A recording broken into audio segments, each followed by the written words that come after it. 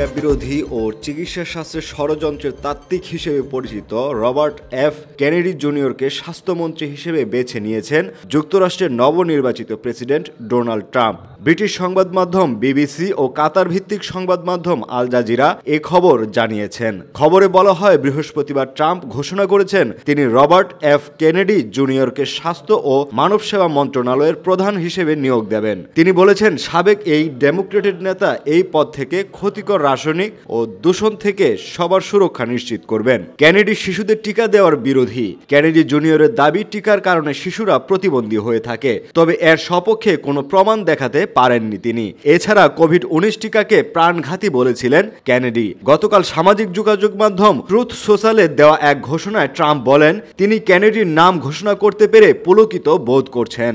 Republican নেতা Trump 5 November যুক্তরাষ্ট্রে আনুষ্ঠানিক প্রেসিডেন্ট নির্বাচনে জয়ী হন। আগামী জানুয়ারি মাসে তিনি প্রেসিডেন্ট হিসেবে শপথ নেবেন। তার আগে নিজ প্রশাসনে কাকে কাকে নিয়োগ দেবেন তা নিয়ে ব্যস্ত সময় পার করছেন তিনি। ইতিমধ্যেই ট্রাম্প তার প্রশাসনের জন্য কয়েকজন বিতর্কিত ব্যক্তিকে নিয়োগ দেওয়ায় উদ্বেগ তৈরি হয়েছে। যুক্তরাষ্ট্রের খ্যাতনামা রাজনৈতিক পরিবারের সদস্য Robert Kennedy junior RFK junior নামেও পরিচিত। তিনি দীর্ঘদিন ধরে পরিবেশ সুরক্ষায় সোচ্চার ভূমিকা পালন করছেন।